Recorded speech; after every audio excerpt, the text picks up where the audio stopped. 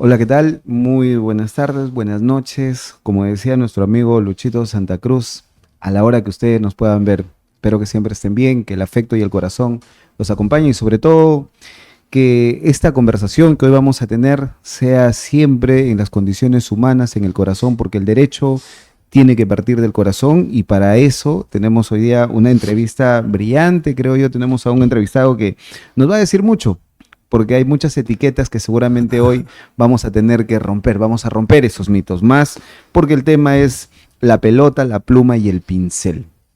¿Recuerdan la primera entrevista que era el fútbol, derecho y literatura? Seguimos en esa ruta, seguimos obviamente en ese horizonte y ahora vamos por la pelota, la pluma y el pincel. Y qué mejor si es que lo vamos a presentar ya, en este caso a nuestro invitado, al doctor Sandro Cavero Carosi. Buenas tardes, buenas noches a la hora que se escuche este programa. Agradecer por la invitación y acá dispuesto a conversar de todo lo que ustedes gusten. Bien, muchas gracias. Mira, Sandro, hay un tema hay un libro que es La Casa de Cartón, autor Martín Adán. Y una de las cosas que mucho nos llamaba la atención en este libro de La Casa de Cartón es que nos decía que para vivir en el Perú hay que callar el aliento. Y una de las cosas que se asoma siempre es que a los niños que se esconden para comer. Vivimos en un país en donde el producto del fútbol, y quisiera tocar este primer Mm. tema porque es de conocimiento, ¿no? Que Sandro Cavero es exfutbolista de nuestra liga. Él adicionalmente ha participado también como poeta, escribe, tiene un libro del que ya vamos a hablar de acá. Y quería preguntarte esto porque siempre hay mitos, y ese es un primer tema que quisiera tocar sobre la pelota, ¿no? Siempre se asociaba la pelota con un tema, digamos, del fútbol, ¿no es cierto?, en el sufrimiento, en el salir adelante, en la construcción, sobre todo de la persona. Cuando miramos hoy, en la actualidad, algunos futbolistas, casi siempre la historia nos refleja la lucha que ellos han llevado a cabo para estar donde se encuentran, ¿no? No sé cuál es tu opinión respecto a ello, Sandro, si nos puedes contar un poco sobre la historia, ¿no? La que te acompaña a ti. Bueno, hablando del tema de los futbolistas con respecto a los estratos sociales, si vemos las estadísticas, la mayoría de los futbolistas viene de un estrato social bajo. Son muy pocos los futbolistas que han tenido una condición económica a la altura para poder llevar a la par el fútbol y poder estudiar. Son muy pocos los que han tenido esa posibilidad. Entonces, si nos vamos a la estadística, yo creo que la mayoría de los futbolistas viene de ahí. Y también es una forma de poder salir. Entonces ellos ven como un tubo de escape que el fútbol les da la posibilidad de poder desarrollarse y poder también sacar a su familia adelante. Me contabas fuera de cámaras en la conversación que a ti el fútbol te llega no por las instancias que normalmente hace que se llaman categorías, ¿cierto? Sino te llega a ti en una oportunidad cuando tú ya habías ingresado a la universidad. Y eso entiendo debe ser una excepción en el fútbol. Exacto, para mí ser futbolista profesional fue un tema circunstancial. ¿Por qué te comento eso? Porque yo termino el colegio a los 16 años y yo ingreso a la universidad a los 17. Todavía no había debutado en el fútbol, no había hecho divisiones menores. Yo llego al fútbol profesional de la liga de mi distrito. Yo soy el distrito del INSE Ujú. y una persona, sin que yo lo sepa, me había estado viendo durante 2 años consecutivos jugando en la liga. Yo salí goleador 2 años consecutivos y me dice, oye, he estado siguiendo tu carrera acá en la liga del distrito, has salido goleador, ¿por qué no te pruebas en algún equipo profesional? Y yo le dije, porque acabo de ingresar a la universidad y esta es mi prioridad, porque acá no tengo que entrenar todos los días. En la liga una solamente jugaba los fines de semana. ¿Cuántos años tenías cuando se genera esa primera conversación? Tenía 18 años y él me dice, mira, yo tengo la posibilidad de llevarte a una prueba, tengo unos contactos, no sé si te gustaría o tienes miedo. Cuando me dijo esa palabra, tienes miedo, yo creo que me retó. Y le dije, bueno, tú dime cuándo y vamos. Fuimos, me probé, me quedé en el equipo El tema fue que después de ahí ya debuto en el fútbol y había equipos de provincia que ya se fijaron en mí y me querían contratar, pero yo siempre dije, mientras no termine mis estudios universitarios, yo no me muevo de Lima. Entonces me quedé jugando acá en equipos de repente ganando menos dinero, pero mi prioridad siempre fueron los estudios y eso es lo que yo quiero transmitir a las nuevas generaciones de futbolistas, que el fútbol es efímero, el fútbol a veces se acaba a los 30, 35 años y la gente a veces dice, estás viejo para el fútbol, pero para la vida a los 35 años uno recién Todavía está estamos. empezando. Entonces yo siempre les digo a los chicos de las nuevas generaciones que prioricen las dos cosas, porque a veces uno dice, pone la balanza, no, que yo quiero ser futbolista, pero deja de lado los estudios. Se pueden hacer las dos cosas a la par tranquilamente y yo soy un ejemplo de eso, yo lo he podido hacer. De verdad, es una alegría escuchar eso porque digamos que este es un primer mito que la sociedad tiene como una etiqueta directamente con el futbolista, ¿no? Le dice, o te dedicas al fútbol de manera profesional o te dedicas a estudiar de manera profesional. Y que para nosotros es sumamente importante en estos tiempos empezar, ¿no es cierto?, a recolectar sobre todo los datos de que sí tenemos en este contexto, ¿no es cierto?, futbolistas que se fueron profesionales, pero que también a la par han sido dentro de ello, ¿no es cierto?, en este caso estudiaron una carrera en la universidad. En el momento que a ti te proponen, ¿qué tan difícil era esa situación? Porque hoy, por ejemplo, en la actualidad, si tú le propones es más, un niño de 5 6 7 años está pensando de repente en que el fútbol le va a llevar al éxito, al dinero, ese vínculo, ¿no es cierto?, con tener y el vínculo del ser es un poco probable que se encuentren, ¿no es cierto? ¿Cómo hacemos para trabajar esa parte, por ejemplo, con las divisiones menores, con los futbolistas que seguramente tú a diario te comunicas, te encuentras, se desarrollan? ¿Cómo se hace para ello? Y lo que pasa es que tenemos la percepción de que todos los futbolistas son millonarios o de que todos los futbolistas ganan un montón de dinero. Y si hacemos estadísticas, yo creo que a nivel Perú, te estoy hablando, el 5% y un poquito más pueden haber jugado 10 años o 15 años fútbol y tienen la vida asegurada. El resto, después del fútbol, tienen que dedicarse a otras cosas. Es más, yo he hecho un trabajo más o menos estadístico y hay futbolistas que se retiran a los 35 años y cuando tú estás jugando, normalmente tienes un estilo de vida por los ingresos que tienes como futbolista. Pero te retiras del fútbol a los 35 y a los 45, 47 años, como quieres seguir manteniendo el mismo nivel de vida, pero no tienes el mismo ingreso, ya comienzas a desbalancearte. Entonces a los 45, 47 años hay futbolistas que se quedaron sin dinero. Si no estudiaron, ¿qué pueden hacer? Entonces el estudio es básico para cualquier deportista, no solamente para el futbolista. Sí, quisiera ahondar ahí. Tú tienes dos carreras, no sé si nos podrías contar más o menos cómo ha sido tu experiencia. Entiendo que la primera carrera lo has tenido que llevar a la par del fútbol y la segunda. Sí, Sí. la primera, como te digo, ingresé a los 17 años y normalmente cuando yo le doy charla ahora a los futbolistas me dicen, pero no tengo tiempo.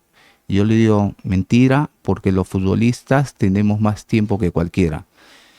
Yo cuando jugaba, no sé, ahora ha cambiado un poco el fútbol, pero cuando jugaba entrenaba de 9 a 12, llegaba a mi casa, almorzaba, hacía siesta, que normalmente uno no hace siesta porque la gente tiene que trabajar ahora 10 12 horas. Hacía siesta y a las 6 me iba a la universidad hasta las 10:30 de la noche. Y bien atento porque ya había descansado en la tarde. Entonces, estudié la primera carrera, la terminé a los 24 años y a los 25 ya comencé a irme a jugar a provincia. Mi primer equipo fue Cienciano en provincia, después me fui a Chiclayo, a Huancayo. Perdón, si nos podrías ahí aumentar, ¿en qué equipos has jugado? De los que en Lima me imagino que has pasado En, gran parte de tu... en Lima estuve, jugué en el Inter, que debuté, Inter de San Borja, después estuve en Defensor Lima, que jugué 2 años, estuve 3 años en Sport Boys, estuve un año en Municipal y después en provincias En también estuve provincias. jugando. Bien, qué Y mi bien. segunda carrera la empecé a estudiar ya cuando trabajaba en el sindicato. Bueno, hasta ahora sigo laborando ahí. Y comencé porque nosotros representamos a los futbolistas en la parte legal, en la Cámara de Resolución y Disputas. Nosotros tenemos un área legal, pero como a veces nosotros tenemos que asesorar a los futbolistas en temas contractuales, laborales, de despidos, yo ya estaba metido en este mundo, ya veía esos temas a diario, consejos con los futbolistas, qué deben hacer, qué no deben hacer, pero me entró la curiosidad y De postulé, tanto ver ahí las ingresé discusiones. y terminé la carrera de Derecho, por ende ya tengo dos profesiones. ¿Cómo te ha sido estudiar Derecho? Entiendo que ya por la misma labor que tú desarrollabas, entiendo en la asociación, ¿cierto? Exacto, sí, ¿Cómo así fue el tema del derecho? ¿Qué tal apasionante ha sido para ti? sí, ha sido un aprendizaje constante, pero en el tema del fútbol, yo creo que el derecho deportivo en este país todavía está recién empezando. No se le da la mirada que se le debería dar, porque en otros países como España, en países de Europa, en Argentina, el derecho deportivo es fuerte. Inclusive ya tienen carreras en Europa de derecho deportivo. Acá muy pocas universidades tienen cursos y los tienes como electivo y son muy pocas. Yo creo que ya deberían tener una visión, ir a la vanguardia de lo que es el derecho deportivo. Ahora, yo me ha servido estudiar derecho, pero en sí yo me voy a enfocar en lo que es derecho deportivo, y acá en el Perú ya tenemos una instancia donde acudimos cuando hay controversias entre los clubes de fútbol y los futbolistas, que es la Cámara de Cámara de- Conciliación y Resolución de Disputas. Es más un tema de arbitraje y conciliación que un tema De alegatos, de alegar. de exactamente. Quería preguntarte, ¿cuáles son los problemas? Porque te escuché hace un momento mencionar que uno de los problemas que tienen los futbolistas es los despidos. Con ellos se maneja una construcción de, me imagino que primero habrá que ser, son contratos especiales que se realizan para cada uno de ellos. Sí, mira, en la época que yo jugaba, para entrar en el contexto, yo a veces no tenía un contrato laboral. A mí me hacían una locación de servicio. Y ya sabemos lo que significa una locación de servicio. En cualquier momento te pueden despedir y no tienes ningún beneficio. Así es. Y se hacían contratos de ese tipo acá en el Perú. Es más, en los contratos que yo revisaba de mis hermanos que venían jugando fútbol antes que yo, de mi hermano, el que estuvo en Alianza Lima y falleció en el accidente del Foque, tenían cláusulas como la prórroga automática.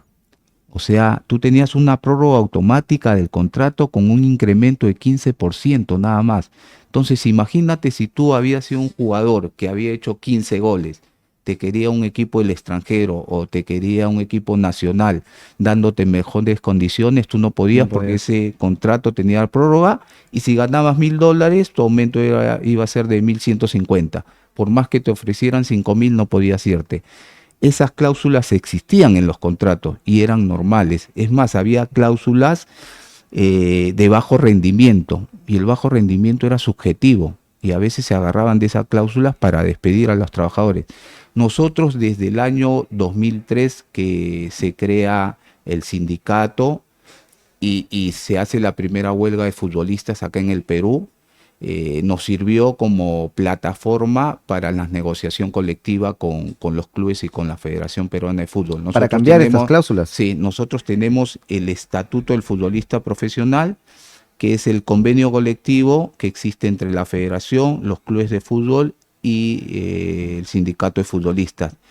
A partir de ahí, a los jugadores ya se les considera trabajadores. Antes de eso, los jugadores de fútbol no eran trabajadores. Ahora tienen todos los beneficios de ley porque son como cualquier trabajador de cualquier empresa. ¿Y cómo están manejando el tema del contrato? Porque creo que estos años se ha venido acortando el tiempo, sobre todo en los campeonatos. Por ejemplo, el año pasado concluyó en noviembre, nada más, si no me equivoco. La primera semana de noviembre nosotros ya habíamos concluido el campeonato.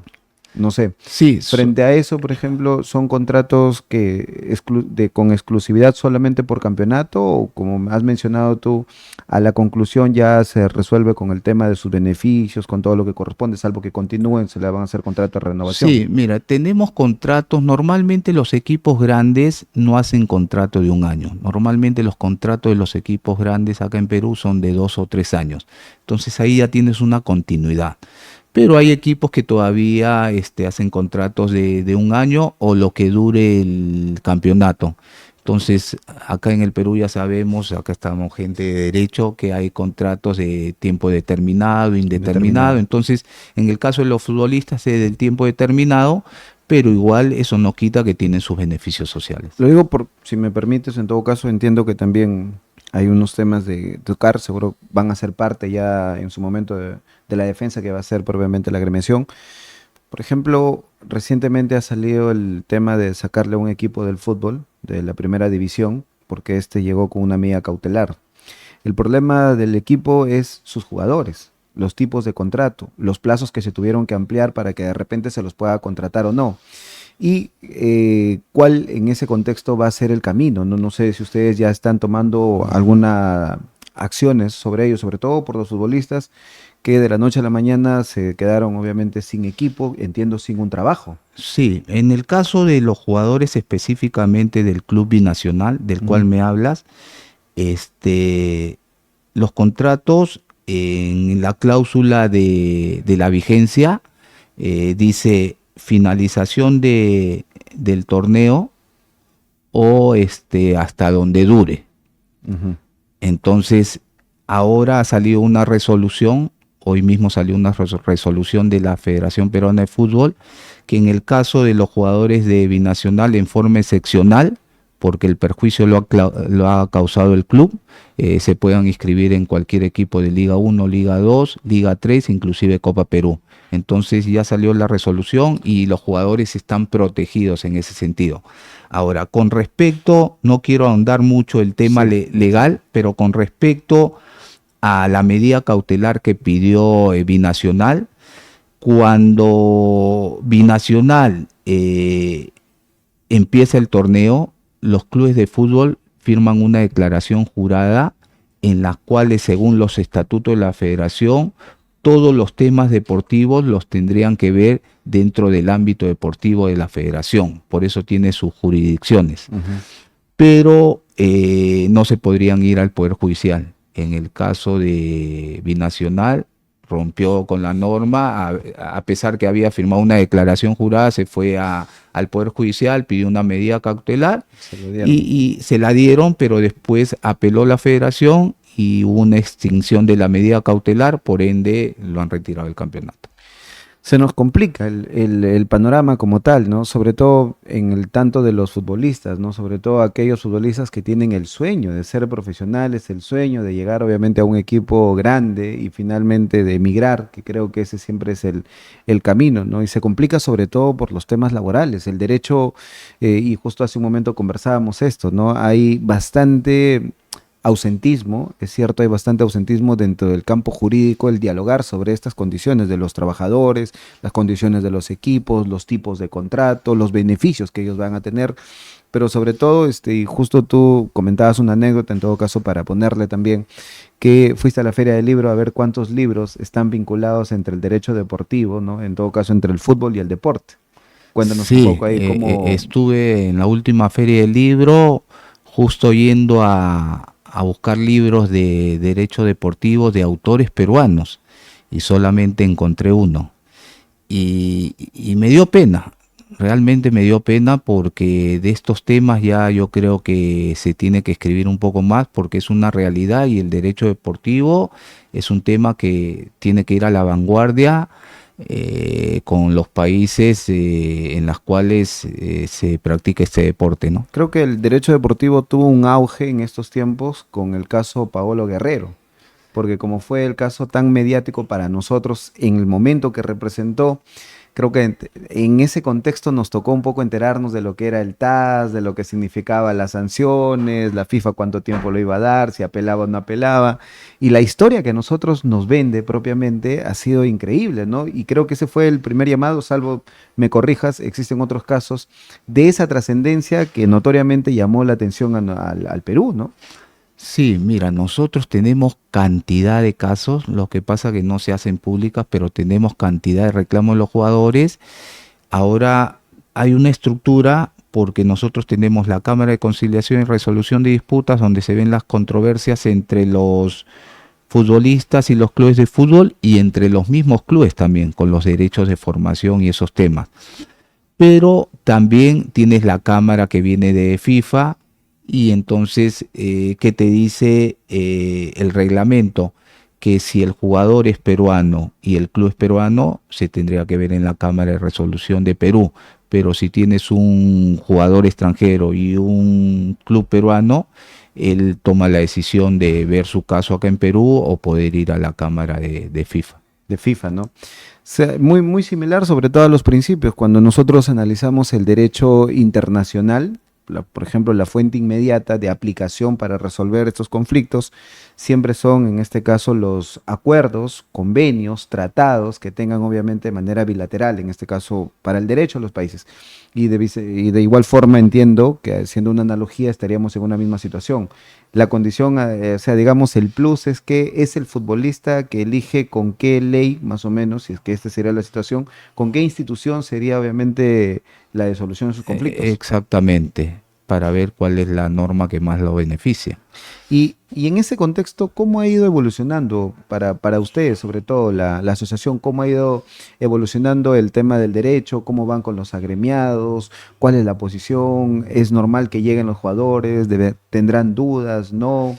¿Cómo les ha ido? Porque creo que fue con 2007, si no me equivoco, fue un año en donde hubo una huelga y tuvimos obviamente la para de los futbolistas, que creo que es la que comentaste, Sporting Cristal, San Martín, incluso hubo instituciones como San Martín que dijo que ellos no querían ser parte de la agremiación porque pagan al día a sus jugadores y cómo es posible. ¿Cómo les ha ido en este tiempo a la agremiación? No, definitivamente la primera huelga de futbolistas se dio en el año 2003, donde acá era un tema no de color de camisetas de clubes, porque si bien es cierto, había clubes en esa época, por poner un ejemplo como Cristal, que le pagaba al día a los jugadores, y como Cristal 2 o 3 más, pero teníamos un contexto donde había 12 o 14 equipos que no cumplían con los jugadores, despedían jugadores, no les pagaban 4 o 5 meses de remuneraciones. Entonces, cuando nosotros iniciamos el sindicato, hablamos con los jugadores y le dijimos que este no era un tema de color de camiseta, era un tema de futbolistas, porque hoy puedes estar en Cristal, pero mañana te va a tocar estar en un club de la otra vereda donde no te cumpla. Entonces los jugadores entendieron el mensaje y yo creo que después de que hemos firmado el convenio colectivo y se ha hecho el estatuto del futbolista, hemos avanzado tremendamente. Tuvimos otra huelga que no fue huelga, fue una renuncia de los futbolistas a un llamado a la selección por un tema de los jugadores de la segunda división. Fue un tema de solidaridad. ¿Por qué? Porque en ese tiempo a los futbolistas de la segunda división no se les consideraba profesionales. Es más, era segunda división promocional. Ese era el término. El término era promocional, entonces le decían, tú no eres profesional. Pero sabíamos que acá existía liga profesional de primera y de segunda, pero le buscaron la vuelta para desproteger a los jugadores. ¿Eso qué significa? Menos salario, menos derechos. Sí, y a veces, exacto, sí. Mira, qué bueno, en realidad sería interesante tener un programa para hablar un poco más sobre el derecho deportivo, sobre la importancia, sobre todo de la agremiación en estos tiempos. Creo que se ha fortalecido muchísimo. Hoy veo con mucha alegría, a través de las redes, sobre todo. He visto sobre todo el compartir, el agradecimiento, los pronunciamientos que ha tenido también en tanto el presidente como los representantes de la agremiación frente a algunos hechos que han sucedido. Creo que el año pasado tuvimos un problema también en la Liga Peruana respecto a un equipo de fútbol que creo que a mitad, nada más de año, hizo casi un despido masivo de la mitad de sus jugadores y que ha sido importante, ¿no?, en el proceso. De verdad los felicito tanto a tu persona como todo lo que fortalece, sobre todo el hecho de saber que el derecho es una herramienta importante para generar justicia en nuestro país. Yo creo que esas son las razones tal cual, también exacto, sí. de la asociación, ¿no? Sí, eso es parte fundamental. Nosotros estamos para defender los derechos laborales de los trabajadores. Como te digo, ya nosotros dejamos de lado la palabra futbolista. Acá son trabajadores como cualquier trabajador de empresa. Entonces, lo que buscamos es un equilibrio entre el empleador y el trabajador para que todos estén contentos y podamos llevar un buen producto, ¿no? Que, sí, y mira, yendo un poco más allá, porque yo entiendo que este tema es muy apasionante, hablar sobre todo de la asociación, de los trabajadores, ¿no es cierto?, del fútbol, porque es raro encontrar ese término. Ya todos acá siempre nos hemos acostumbrado al fútbol futbolista, ¿no? Decirle ya trabajador también implica una nomenclatura diferente, darle un trato profesional, darle un trato obviamente en el respeto que corresponde, ¿no?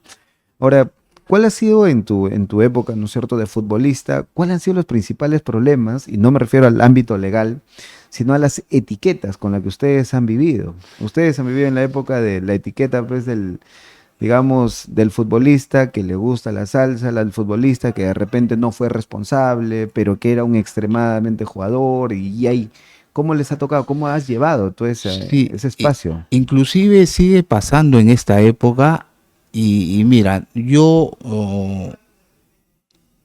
sabemos que existe más o menos profesionalmente entre Liga 1 y Liga 2 más de 1000 futbolistas agremiados que son profesionales, porque acá tenemos casi 20 equipos en primera división y 14 en segunda división. Pero de los que salen siempre en la televisión en escándalos, son 10 o 12 que siempre son los mismos. Pero Así acá es. tendemos a generalizar. Por Y ellos siempre todos. dice los futbolistas. Pero yo conozco un montón de futbolistas que son súper profesionales, que están estudiando en la universidad, que están estudiando alguna carrera técnica, que se dedican al 100% a su trabajo, pero por culpa de 10 o 12 siempre generalizamos. Y siempre hay la etiqueta esa que tú mencionas, porque, por ejemplo, a mí me gusta el rock, me gusta el jazz, ahora me gusta la pintura. Yo hace 5 años que ya no piso una cancha de fútbol. Fue una decisión personal. Yo un día me levanté y así literalmente dije, ya no quiero jugar más fútbol. O sea, yo no juego ni pichanga con mis amigos. Yo no me he visto de corto. Ahora, eso no significa que no haga deporte. Yo me levanto todos los días a correr a las 6:30, un cuarto para las 7 de la mañana, y todos los viernes juego tenis. Ahora me dicen, oye, ¿te gusta el tenis? ¿Por qué no me puede gustar el tenis? O sea, el problema es que te terminan etiquetando a los Claro. futbolistas, es fiesta, mujeres, borracheras, escándalos, y no, o sea, ese es el prejuicio que hay. Eso me imagino que va de la mano también con la formación que tú tienes. Es decir, es que en realidad para nosotros en el mundo, digamos, social es muy raro encontrar, por ejemplo, lo que has mencionado. Te voy a poner dos cosas. Que a un futbolista le guste el jazz, o sea, que a un futbolista le guste el tenis, pero hay algo más todavía que seguramente ahora lo vamos a tocar, que le guste la poesía y que le guste pintar. O sea, ¿cómo hacemos? Dime, no sé si en el fútbol voy a hablar, no ya en el ámbito pues de la literatura, sí nos vamos a poder hablar muchas cosas, pero en el fútbol, ¿cómo así? Sí, mira, yo vengo escribiendo poesía desde que era adolescente y esos poemas yo los escribía y los tenía guardados en un cajón y después por un tema circunstancial comencé a pintar por hobby Ujú. y porque nunca he estudiado pintura y comencé a pintar y algunas pinturas mis amigos la veían, oye, esa pintura está bonita, me la puedes regalar, ya las tienen en sus casas, entonces un día un amigo me dijo, oye, he visto en tus estados que has colgado el otro día unos poemas, ¿de dónde los has sacado? Y yo le dije, no, los he escrito yo. ¿En serio? Sí, me han gustado. Oye, yo tengo un amigo que es editor, me dice, ¿cuántos poemas tienes más o menos? Y yo le dije como 90 y no me lo podía creer. ¿90? Sí, a ver, nos juntamos, fuimos con el editor, vio los poemas, me dijo, mira, sí, es interesante, los leyó. Le dije, aparte, tengo estas pinturas, se las mostré y me dijo, tenemos que publicar. Y tenemos el título. Ahora, yo, Sí. más que a mí me da pudor todavía cuando me dicen escritor, pero mi editor me dice, ya has escrito, ya eres escritor, ya has publicado. Igual, este libro Ahí está, por si acaso, para todos los que van a ver, ahí está el libro, en este caso, La pelota, la pluma y el pincel. Ahí está, obviamente, Reflexiones en versos de Sandro Cavero, solamente para comentarlo, cualquier cosa. ¿Cuál es la editorial? ¿Dónde lo podemos eh, ubicar? ¿Dónde lo podemos encontrar? sí, si quieren comprarlo, tiene la plataforma de Amazon. En Amazon se está vendiendo. Para que vean. Estamos, por si acaso, estamos con el Y, escritor, y Sandro en Cavero. Busca Libre también ya está el libro ahí. Ya estamos, Calibre, Sí, uno de los buscadores más importantes que tenemos exacto, en nuestro también país ya de está. libros, la literatura. Ahí está una foto con quién, si nos podrías un Con mi poco, papá, esa con es su una foto padre. con mi padre. Ahí estamos. Ahí son actores de Los Hermanos, Sí, muy bien. sí, Estamos acá. con Tulio Loza y con el profe Mosquera, que fueron a la presentación Has del hecho esa libro. combinación de ambos. Mira, el profe Mosquera Sí, últimamente está, pero Mosquera ha sido mi entrenador así es. y Tulio Loza es amigo de años. A mí me sorprendió la presentación del libro porque yo no uso redes sociales, no Ya. tengo Facebook, no tengo Instagram, no Sí, sí, sí. tengo TikTok, nada. Y cuando yo hablo con mi editor, ahí estoy con mi amigo Puchungo, Puchungo. cuando hablo con mi editor me dijo, Sandro, tenemos que convocar para hacer la presentación del libro. En este país las presentaciones no va normalmente mucha gente, tienes que hacer la convocatoria masiva, tienes que abrirte una red social. Le dije, no, no me voy a abrir ninguna red social porque yo no quiero estar en las redes sociales, yo con el WhatsApp trabajo y lo uso y con eso es suficiente. Y la convocatoria la hice con amigos, el lugar era para 60 personas y me emocioné hasta las lágrimas porque fueron más de 100 personas a la La presentación del presentación. libro, gente parada, gente que estaba en las puertas. Entonces, sí. Ahí está Ahora el Johnny, mensaje, ¿verdad? como Johnny Baldovino, sí. Así es. Johnny Valdovino. Y como te digo, el mensaje que he querido mandar con el libro es que los futbolistas después del fútbol tienen una vida. Y ese es el mensaje que quiero mandar a las nuevas generaciones de futbolistas, que no solamente se pueden dedicar al fútbol, que después del fútbol tienen otras opciones, que estudien. ¿A quién se le iba a ocurrir? Hoy un futbolista pintor, un futbolista poeta, o sea, ¿a quién se le iba a ocurrir? Pero ya estamos rompiendo con los estereotipos, con las etiquetas, y yo creo que estoy colaborando con un granito de arena para que estas nuevas generaciones sepan que después del fútbol se puede hacer otras cosas, se puede estudiar carrera. Yo ahorita sigo estudiando, yo los sábados estoy estudiando, yo terminé el inglés, ahora estoy estudiando el italiano, entonces yo siempre estoy haciendo algo, nunca me No, quedo pero quieto. eso de verdad es de mucha alegría y porque no es muy común, en realidad, porque como tú has mencionado, entiendo que la historia del futbolista que es profesional, ¿cierto? Siempre ellos ven a la inversión. Una de las cosas que Eric Fromm siempre nos planteaba en una vicisitud de su libro era cuál es el horizonte del ser humano. O el ser humano es tener o el ser humano es ser. Construir esa, o sea, unir esto es complicado en estos tiempos, ¿no? Más desde la perspectiva, obviamente, del jugador profesional, quien entiende, ¿no es cierto?, que yo no, yo le pregunté hace un tiempo a un amigo, en este caso, que es amigo en común nuestro, a Uribe, a Carlos Uribe, Carlitos. y le decía qué tan diferente o qué tan extraño debe ser para un futbolista que ha tenido pantalla, que llegan, que firman, que están pendientes a de la noche a la mañana, por ejemplo, ya no estar en esto. O sea, sales de tu casa y todo el mundo quiere una foto contigo, tal, y luego pasa un tiempo que ya no te conocen, ya no eres futbolista, que de repente no estás en el mejor nivel y ha caído. O sea, qué tan complicado resulta ser Mira, para un futbolista esa parte. yo siempre lo tuve claro porque como te dije al comienzo de la entrevista, para mí el fútbol fue mi trabajo, era un trabajo para mí. Entonces yo siempre pisé tierra. De repente no he llegado al nivel de otros futbolistas, pero yo siempre pisé tierra.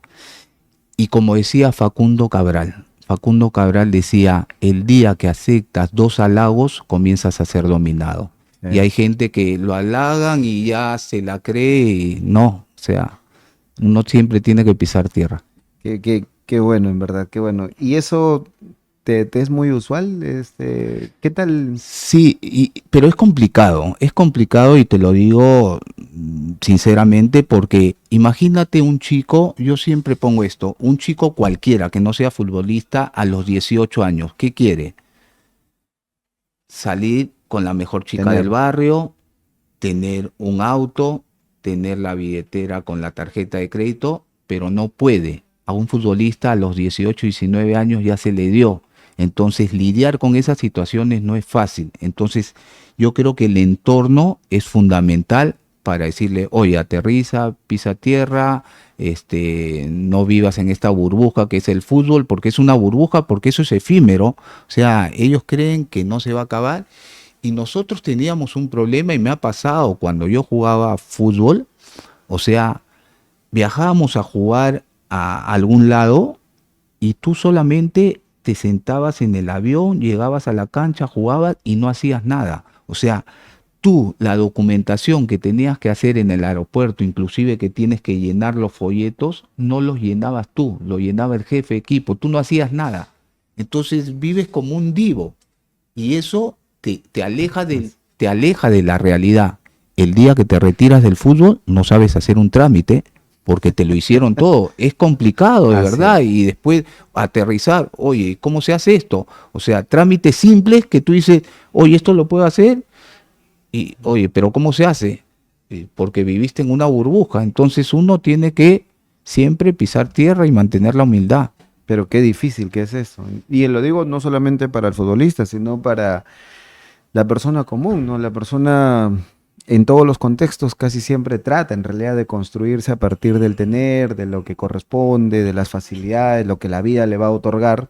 Incluso en el derecho, nosotros también estamos en una circunstancia igual, llevándole a lo que corresponde, ¿no? No todos los abogados, por ejemplo, tienen esa representación como algunos buenos amigos y maestros ¿No? acá en LP. Algunos están justamente iniciando, están dentro del proceso y hay otros que ya tienen un reconocimiento. O sea, pero qué difícil, entiendo yo, que debe ser ese proceso de asimilación o de madurez, ¿no? Yo entiendo que la madurez tú ya lo tenías claro a los 18 años, sabías, como tú muy bien has mencionado, que el fútbol es una forma de trabajar. Entiendo que eso te va Sí. muy bien también hoy en la agremiación porque estás construyendo justamente el derecho de un trabajador, que es sumamente importante, ¿no? Exacto, yo tuve claro que el fútbol era mi trabajo, es una profesión privilegiada porque hace que tú estés expuesto, pero la exposición a veces no es siempre positiva, la exposición también a veces es negativa.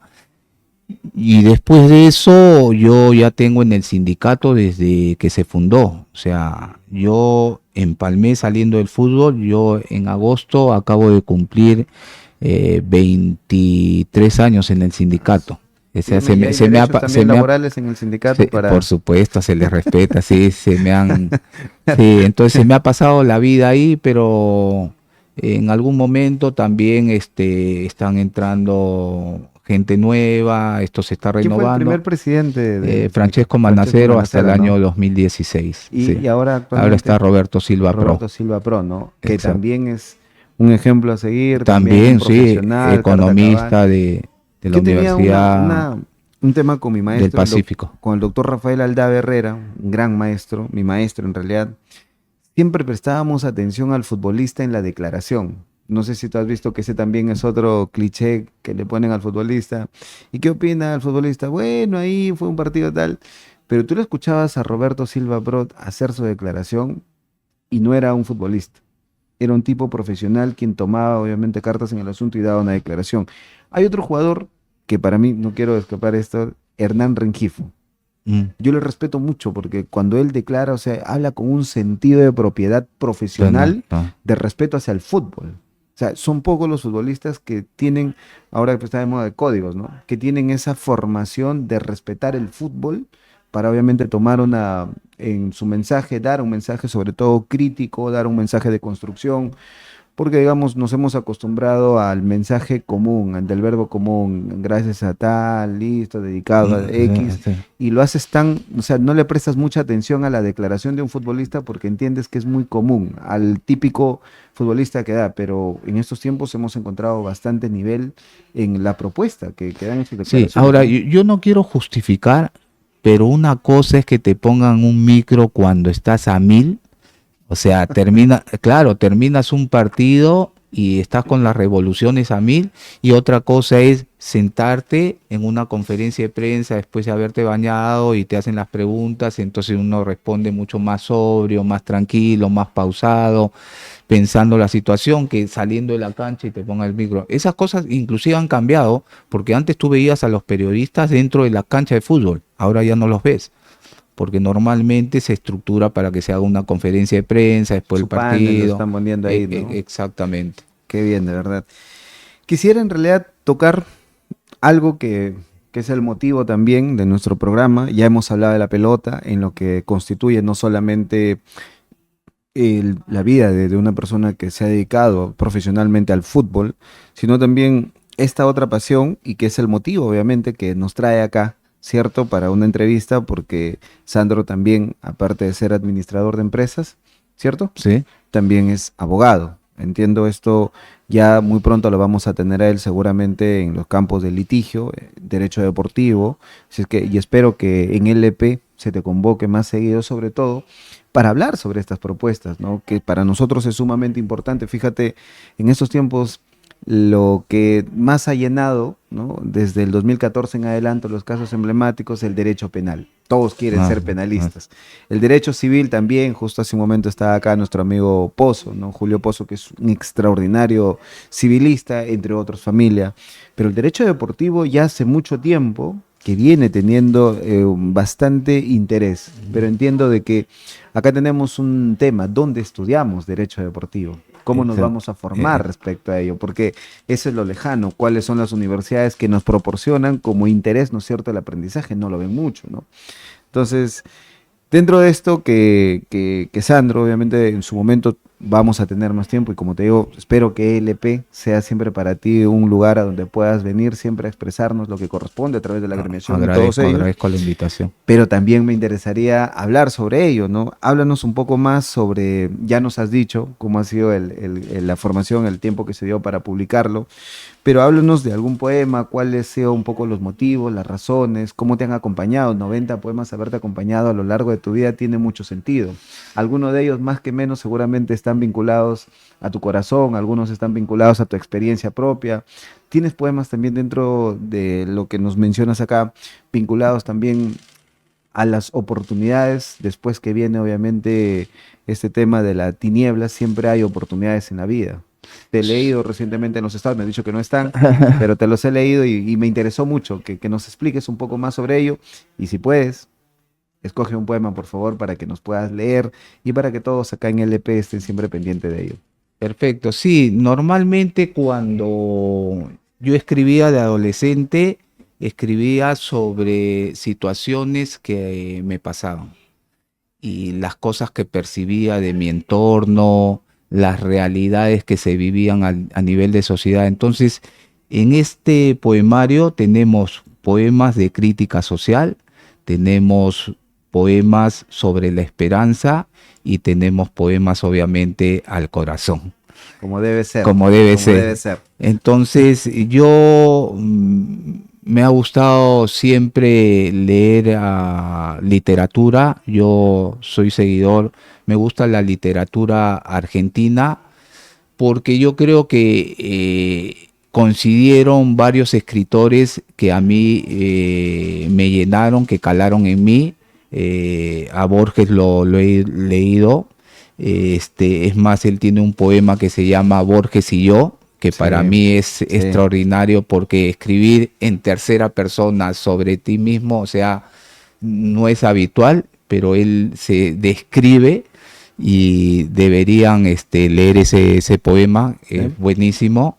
Después yo soy un seguidor de Galeano, que es uruguayo, Eduardo Galeano. Eduardo Galeano. Así es. He leído de él Las venas abiertas de América Latina, que es un súper libro, que ese libro se escribió en 1900, creo, cuarenta y tantos.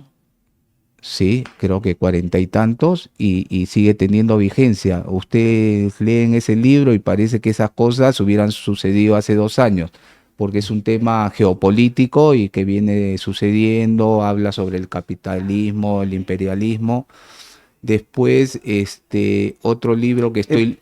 Paréntesis ahí nada más. Eduardo Galeano tiene un libro dedicado al fútbol, que es El Sí, fútbol a sol y sombra, el ¿no? fútbol a sol y Al fútbol a sombra, sol y que sombra también que te cuenta las historias que de pasan los dentro de una futbolistas. cancha y fuera de una Así es. cancha, de los futbolistas, del aficionado. Es muy bueno porque él era muy futbolero.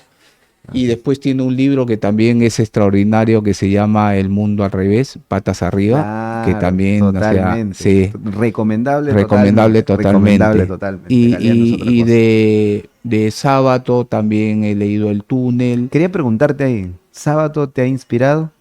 Sábato, sí, Sábato, Porque tú, más que leer a sí, Sábato, he escuchado sus entrevistas porque sí. es un tema muy reflexivo, una persona muy intelectual, tiene una visión del mundo a nivel macro y yo siempre Yo quiero lo he contarte seguido. una historia porque me parece que podemos generar coincidencias con la historia de Sandro.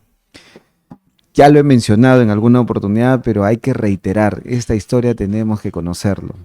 Sábato, Ernesto Sábato, en su libro Antes del Fin, Mm. que es su biografía, Ah. ¿no?, de Sábato, narra algo interesante, ¿no? Sábato, un tipo que estaba nominado en su momento al Nobel de la Ciencia, porque él obviamente era un científico Científico. Ah. importante en Estados Unidos, que incluso sus trabajos eran aporte esencial para la NASA.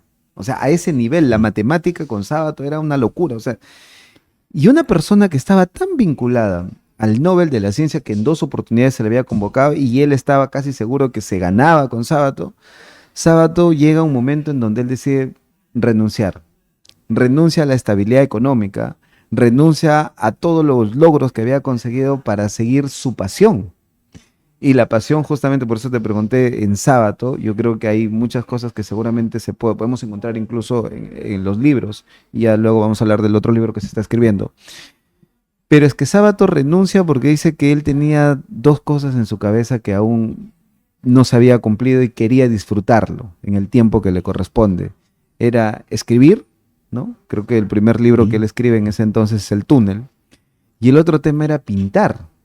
Él se sonroja mucho con sus amigos cuando le decía, hay una anécdota que se encuentra un amigo a Sábato y le dice, oye Sábato, tú eres pintor, ¿no? Sí, hermano, yo también pinto, ven, yo estoy pintando en tercera dimensión. Y Sábato, y Sábato dice, en tercera dimensión, a ver, no, y se sonroja mucho porque lo importante era que los amigos compartían y querían sobre todo la vida de Sábato, querían y compartían la pasión de Sábato. Yo no sé cuántos, por ejemplo, futbolistas que tenemos en nuestro país, ojalá, Sandro, de verdad, escuchen esta entrevista y de repente si tienen con ello algún acto pasional que no necesariamente sea el fútbol y lo puedan compartir, háganlo. No Sí, hay mejor. Sí, hablando de Sábato, él era profesor de matemática cuántica. así es. Es más, él cuenta una anécdota que él se retira de las matemáticas porque él sintió que las matemáticas era el mundo perfecto. Las matemáticas, 2 más 2 son 4 en cualquier idioma, en cualquier parte. Entonces él decía, yo vivo en un mundo de la perfección, y el mundo no es así, porque él tenía muchos conflictos internos y por eso deja las matemáticas. Sí, definitivamente esa anécdota que pasa que él deja las matemáticas y luego, pero él decía algo importante, a ver, no sé, Sandro, cómo te tocó a tomar a ti la decisión, sobre todo entre el fútbol y la profesión, llevarlo a la par, ¿no? Sábato dice que esa decisión la tuvo que consultar con su esposa. O sea que el máximo temor para él no era dejar la matemática, dejar la cientificidad y todo el mundo. El máximo temor era que la esposa, su esposa, no la acompañe en esa nueva aventura. O sea, una de las cosas que el futbolista también, y yo he visto mucho, sobre todo, pero lamentablemente no se habla de esto, ¿no? Hay mucho en el fútbol que también está vinculado con la familia, ¿no? La familiaridad, ¿no? Es cierto, yo, y es de conocimiento en mi caso, solamente mío, vamos a poner, nosotros somos aliancistas. Una de las cosas que más hemos disfrutado, aparte del fútbol, es la familiaridad, ¿no? ¿Cuánta familiaridad, cuánto importa la familia en el proceso, ¿no es cierto?, del desarrollo de un futbolista profesional? Sí, yo creo que en la vida uno tiene que tomar decisiones. Yo siempre, es más, en uno de mis poemas por acá, ahora lo voy a buscar porque es que lo he escrito, yo siempre digo, arrepiéntete de lo que no hagas. Suena contradictorio, porque dice, ¿cómo me voy a arrepentir de algo que no hago? Yo le digo, arrepiéntete de lo que no haces porque lo hecho, hecho está. En cambio, cuando pasa el tiempo, tú a veces dices, ¿por qué no Porque hice no esto? es, ¿Por qué no hice el otro? ¿Por dónde me hubiera llevado este camino? Pero ya no es el momento. así es. Entonces, cuando tú haces las cosas, de repente salen bien, de repente salen mal, pero ya las hiciste. Entonces yo siempre digo, hagan las cosas. Entonces, no es fácil tomar decisiones porque la decisión te puede cambiar el rumbo de la vida, pero uno tiene que ser un ser, como dice Galeano, sentipensante, porque hay gente que solamente es Claro. la razón y no usa el corazón, y uno tiene que usar las dos cosas. El poeta Walt Whitman, en su poema Carpe Diem, justamente Ajá, habla de ajá. esa perspectiva, ¿no? Hay que vivir el día intensamente, hay que disfrutar el día, porque si me voy a poner a pensar en el mañana y no disfruto lo que hoy puede pasar, entonces vamos a tener un problema existencial, el arrepentimiento a posterior. ¿Por qué no lo Exactamente, hicimos, no? sí. De verdad que esta parte es muy, muy, muy buena. Y qué bueno en verdad encontrar para mí, en ese contexto, ¿no? En el diálogo, sobre todo, esa rareza excepcional. De verdad, Sandro, escucharte, sobre todo, el aplomo profesional, escucharte la sensatez, sobre todo, el mensaje que siempre quieres dar, en este caso, a los futbolistas y sobre todo a los que nos están viendo. Ese es un mensaje para todos, ¿no? Sandro, futbolista profesional, administrador y ahora abogado. Y, por si acaso, inglés, Italiano. italiano. Y seguro se viene el portugués. Estoy muy seguro que eso ya está dentro de lo que va a ser, ¿no? Y sobre todo la constancia, Sandro. De verdad que qué bueno que es saber que el futbolista no es lo que las etiquetas nos han puesto para nosotros, ¿no? Entonces, qué bueno es sobre todo que la perspectiva que tú la estás dando, ¿no es cierto?, a nosotros como sociedad, es que absolutamente lo que nos vayamos a dedicar siempre tiene una construcción de superación. Yo creo que una de las reflexiones, leí también las entrevistas que te hicieron, incluso el título de un diario que publica sobre tu libro y sobre todo dice, no, el futbolista que se superó, un ejemplo de superación. ¿Cómo así nos podríamos enfocar en ello? Sí, lo que pasa que yo le doy consejo a los más chicos, pero también tengo gente, amistades contemporáneas, y tengo varios amigos que en algún momento me dijeron, oye, pero ¿para qué estudias? Si ya tienes más de 50 años, ya tienes la vida hecha, tienes tu trabajo, estabilidad. Y yo le digo, es que uno nunca termina de aprender en la vida, uno se muere aprendiendo. Entonces, a veces hay gente que piensa que ya es tarde porque ya pasó los 50 años, ¿no? O sea, hay gente que después de los 50 años ha hecho mucho más que de los 49, Así exactamente, es. sí. Entonces, esta es una constante. O sea, yo siempre tengo en mi mente que yo me voy a morir aprendiendo. Qué bueno, ¿verdad? Eso es muy socrático. Eso es muy socrático. Solo sé que nada sé. El tiempo nos da simplemente para seguir aprendiendo. Y hoy, fíjate, te tenemos hablando de tu vida, tu historia, pero sobre todo derecho, porque lo que hoy hemos estado aprendiendo mucho es sobre todo el tipo de contratos, las labores que realizan y sobre todo que el futbolista dejó de ser solamente un futbolista, pasó a ser también ya un profesional considerado un trabajador que tiene sus beneficios, que tiene sus derechos y que Sandro no solamente es la expresión para todos, ¿no? De que es un futbolista que estudió, ¿no? Es un futbolista que estudia, pero que sobre todo que ejerce el derecho y que ejerce desde su profesión, ¿no es cierto?, una garantía de un mejor derecho para los demás. Qué Y, y, bueno, en verdad, que estés y- en y- esa línea, y ¿no? yo me siento honrado de estar sentado acá y te lo digo de corazón porque durante los 5 años que estuve en la universidad, cuando me dejaban trabajos, mi referente era LP, Pasión por el Derecho. Para qué Entonces más. ahí veía los códigos, ahí veía la jurisprudencia, si salía alguna norma nueva, los comentarios. Entonces ese ha sido mi referente y estar sentado ahora aquí para mí es un No, privilegio. más bien, gracias por ello. De acá seguramente vamos a hacer un clip. No se olviden que ya se viene la presentación propiamente del Código Constitucional después del penal civil. Ahora se viene esa trilogía sobre todo y vamos a estar, de hecho que seguramente va a llegar esa invitación, Sandro, para que estés en primera fila, sobre todo en la presentación oficial de la Constitución propiamente, ¿no? De LP, que se viene ya muy pronto. Seguramente ya todos los amigos que están, no se vayan, inscríbanse, le está llegando su invitación, ya te va a llegar tu invitación, Sandro. Y quisiéramos sobre todo que compartas en este escenario, ¿no?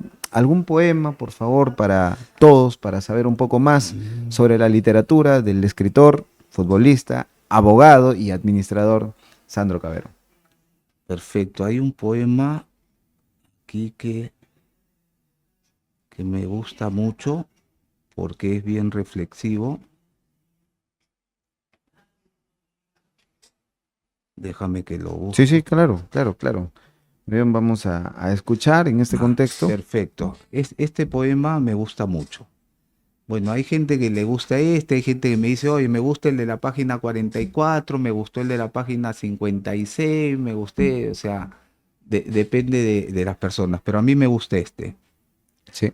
¿Cómo hacemos cuando hay gente que come hambre y que tiene que saciar su sed con la arena que pisa? ¿Cómo hacemos cuando el temor se convierte en nuestro alimento y el presente está imbuido de desesperanza? ¿Cómo hacemos cuando la educación se suple con la diversión y la criollada se ríe de la honestidad? ¿Cómo hacemos cuando la informalidad estrangula la formalidad y seguimos admitiendo la retórica maltrecha? Contundente. Contundente para lo que se viene, ¿no? Creo que esa es una reflexión no solamente de la vida, sino una reflexión para todos, ¿no? En ese preciso momento en el que nos encontramos en tomar decisiones. Sí, y esto fue cuando estuve leyendo el libro de Galeano, Patas Arriba, porque de verdad ahora nosotros aplaudimos la viveza. El que hace las cosas bien le dicen que es un bobo, que es un tonto. O sea, eh, yo creo que el que hace las cosas bien tiene que ser aplaudido siempre. La verdad siempre tiene que ir por delante de cualquier situación. Yo leí un letrero una vez que fui a un aeropuerto, no voy a decir el país, pero llegando al aeropuerto había un letrero gigante que decía, lo que no es tuyo es de alguien. Y eso se me quedó en la mente. Lo que no es tuyo es de alguien. Porque acá a veces se le cae a alguien la billetera y la gente deja que siga esa persona y Exacto. dice, hoy es mi día de suerte. No, no, no, eso no es tuyo, devuélvelo. Entonces, Claro. con esas pequeñas cosas uno va a hacer cambios en esta sociedad. ¿Qué se So- espera so- del poemario? ¿Qué esperas tú? Ya está obviamente circulando, seguramente muchos de nuestros lectores, muchos de los que están conectados, seguramente van a ver, van a querer comprar. ¿Qué esperas tú que tenga, ¿no es cierto?, como el mensaje? No te puedo decir cuál es el mensaje, sino ¿Qué reflexión tú crees que normalmente después de leer la poesía de Sandro, qué es lo que nosotros debemos más o menos encontrarnos? ¿En qué escenario? Mira, yo creo que acá hay temas sociales que yo plasmo en este poemario, justo por eso se llama Reflexiones en verso, que quiero que le lleguen a la gente, porque si queremos hacer cambio en la sociedad, inclusive cambios personales, tenemos que empezar por nosotros, por nuestro entorno, porque si no, esta sociedad no va a cambiar. A veces nosotros queremos cambios grandes, pero si no cambiamos nosotros, ¿cómo va a cambiar la sociedad? Yo siempre digo, hay cosas que son, una vez conversaba con un amigo y me dice, ¿quién prevalece, la persona o la mente? O sea, ¿quién manda a quién? Me dijo. ¿La persona manda a la mente o la mente manda a la persona? Y yo le dije humildemente, yo creo que nosotros mandamos a nuestra mente. Y me dijo, yo pienso lo contrario. Yo le digo, te voy a hacer un pequeño ejemplo. Imagínate que tú mañana dices, voy a levantarme a correr a las 6:30 de la mañana. Estás en tu cama, calientito, bien abrigadito, y son las 6:30 y suena tu alarma, abres tu ventana y está lloviendo a chorros. Y tú dices, ¿qué obligación tengo? Iba a ir Para a correr, mañana será. lo dejo para mañana. Lo primero que hice, Claro. no. Entonces, yo digo, no, yo ya quedé que hoy día a las 6:30 iba a correr y me tengo que levantar así truene. Entonces, yo le estoy ganando a mi mente, yo le estoy diciendo a mi mente lo que tiene que hacer. Porque si no, porque si te dejas dominar por la mente, ahí vas perdiendo pasos. Claro. Es una pregunta filosófica, una pregunta obviamente que apertura dos espacios, una pregunta platónica.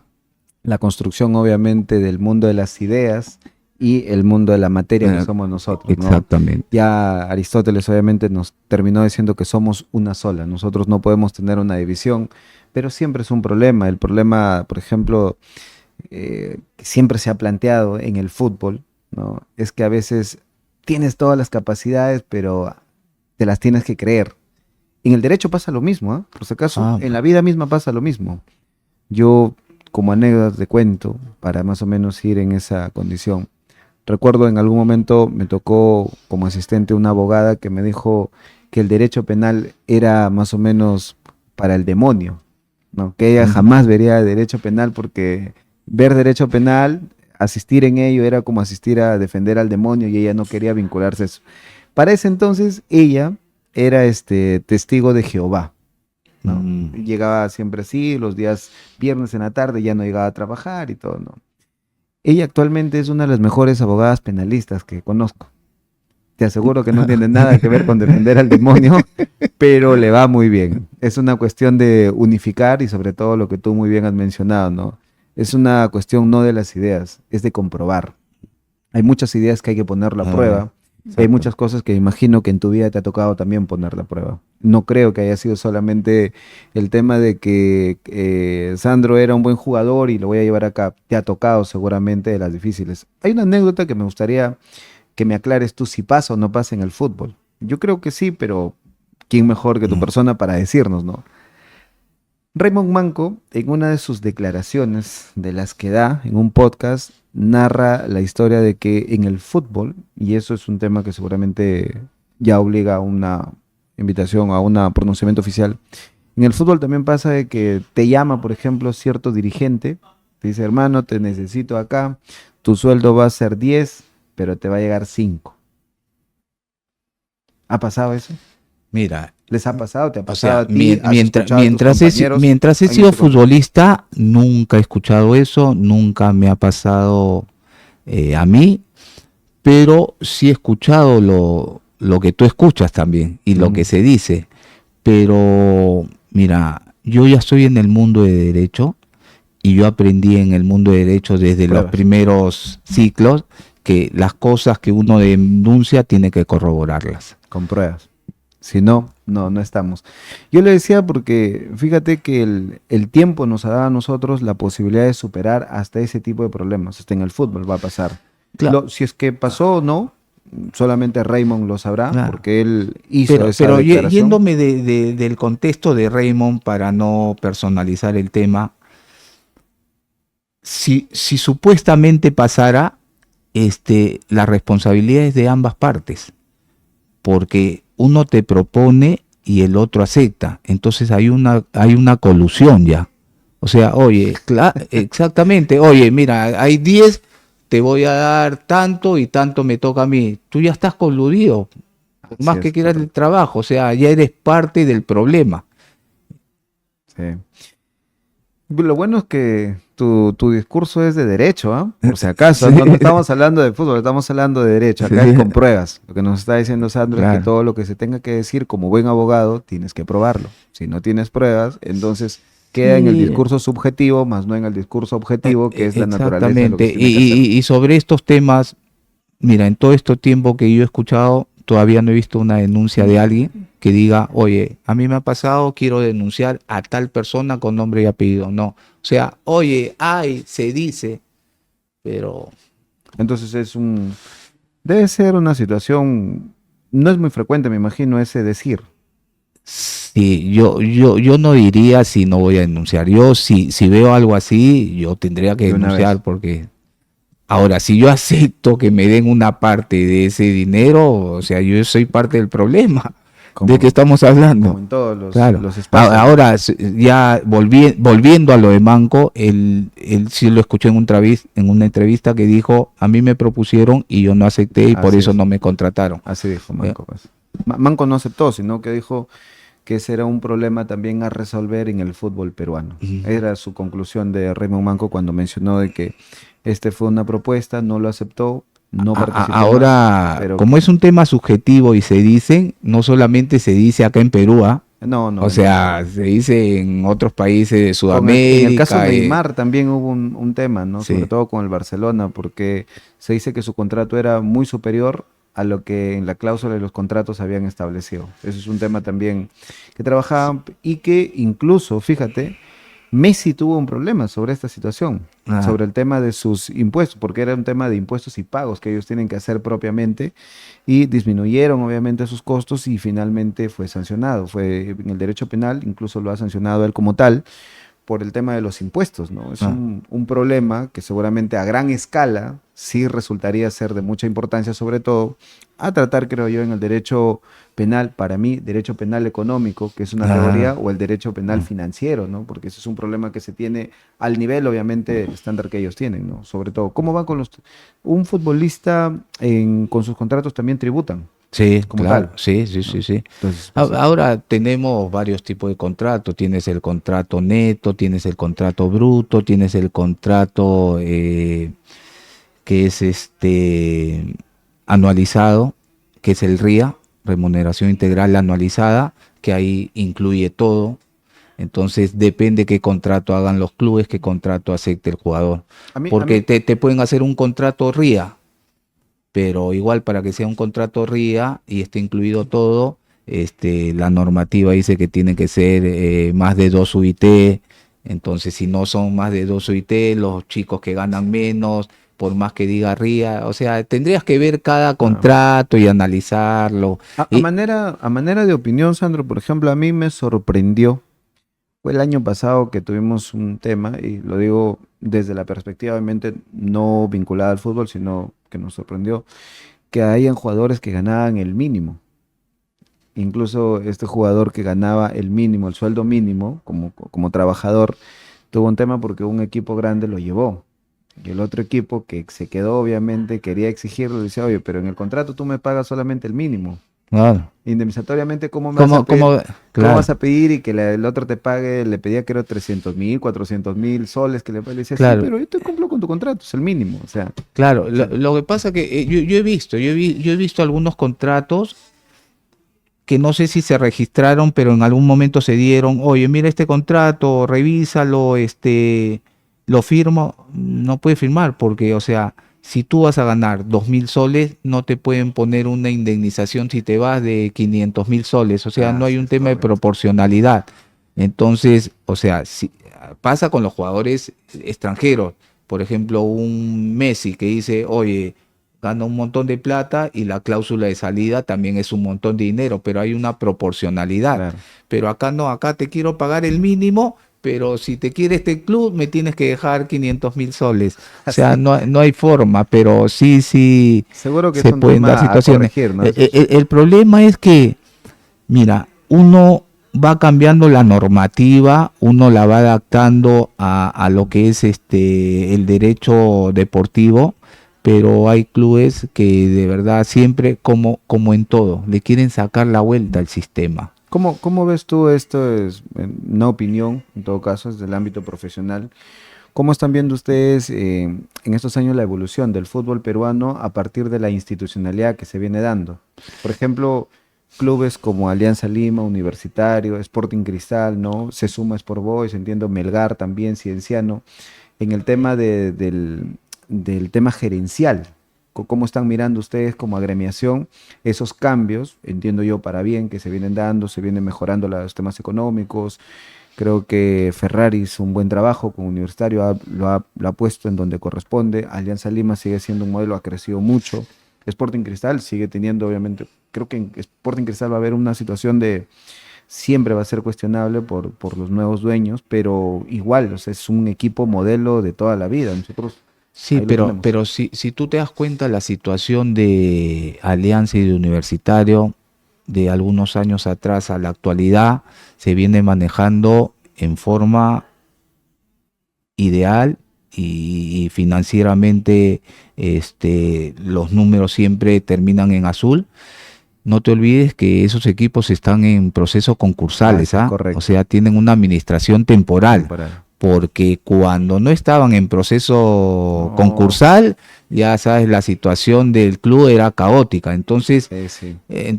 no es coincidencia que los equipos que estén ahorita con procesos concursales, que son Alianza, el Boys, inclusive el Melgar, Melgar. entonces la situación haya cambiado.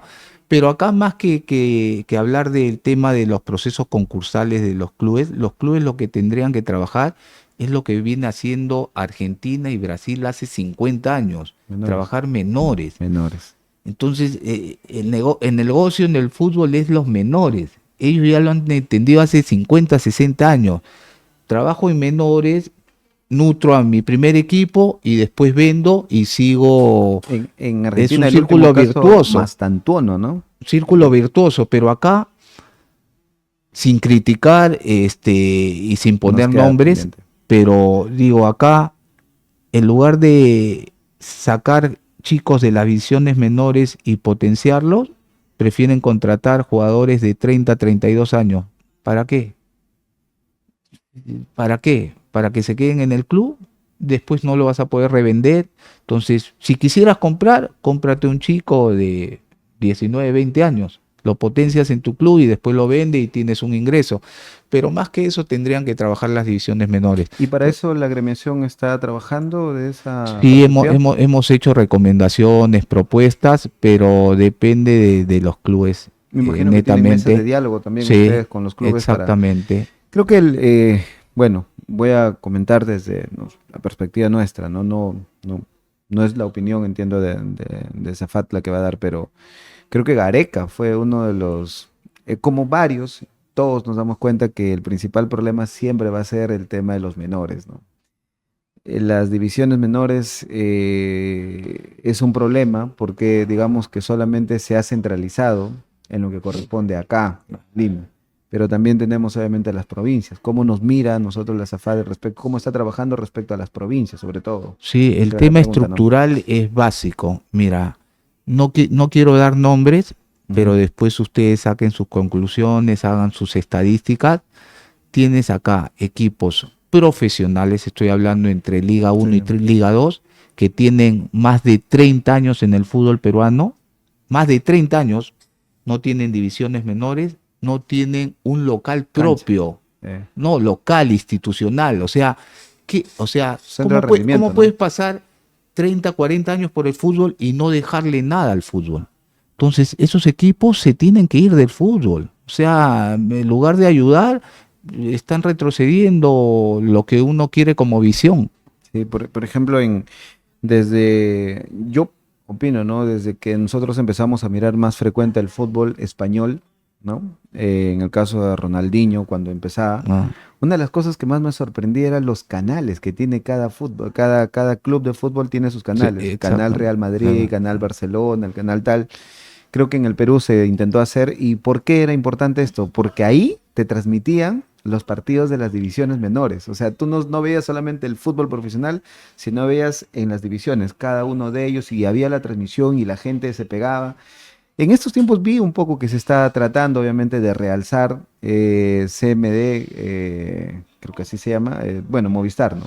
Movistar TV, lo vi que están haciendo Claro. algunas categorías, la están brindando importancia. Hoy, por ejemplo, ya nosotros hablamos de la tercera división, hemos visto cómo se vienen, obviamente, desarrollando, pero va a ser un trabajo complicado en estos tiempos de auge económico, que se pueda centrar sobre todo en los centros de rendimiento, sobre todo donde van a tener que formarse, ¿no? Propiamente, comprar sus propias canchas deportivas, o sea, donde van a ellos a sus propios estadios, que es otro problema también, son pocos los equipos profesionales que tienen Mira, estadio, acá y centros de formación de alto rendimiento, que es un problema también en nuestro los país, ¿no? únicos clubes que tienen un estadio propio acá en Perú son Alianza y Universitario. El resto de los estadios le pertenece al IPD y algunos a los gobiernos regionales. Así es. Entonces, sobre infraestructura también se tendría que trabajar a futuro. Qué bien, de verdad. Ojalá y tengamos, primero agradecerte, Sandro, No a ti, Juan Carlos, a ti. esta primera entrevista. De verdad que hay muchísimas cosas que hablar. Yo entiendo de que por una parte me gustaría hablar solo de derecho deportivo. Soy un aficionado del fútbol. Me gusta mucho. Viajamos frecuentemente. Venimos acá a Lima, siempre a ver los partidos. Y sobre todo somos también apasionados. Yo creo que muchos de los que nos están viendo hoy por lo menos están obviamente aprendiendo un poco más sobre lo que corresponde necesariamente al fútbol a partir de la historia de Sandro. Dos, agradecerte infinitamente, sobre todo porque la otra entrevista pendiente que va a quedar es hablar un poco sobre pintura, que es una de las cosas que entiendo tú lo conoces muy bien, y sobre música, no salsa, sobre Ah, música, ya. la que es, la trova, porque pasa un momento, por si acaso Sandro no nos ha hecho una cita solamente de un autor, de Facundo. Facundo Cabral es uno de los mejores trovadores que nos ha dado obviamente la cultura a nosotros. Y creo que eso también es por la vena artística que viene de la familia, ¿no?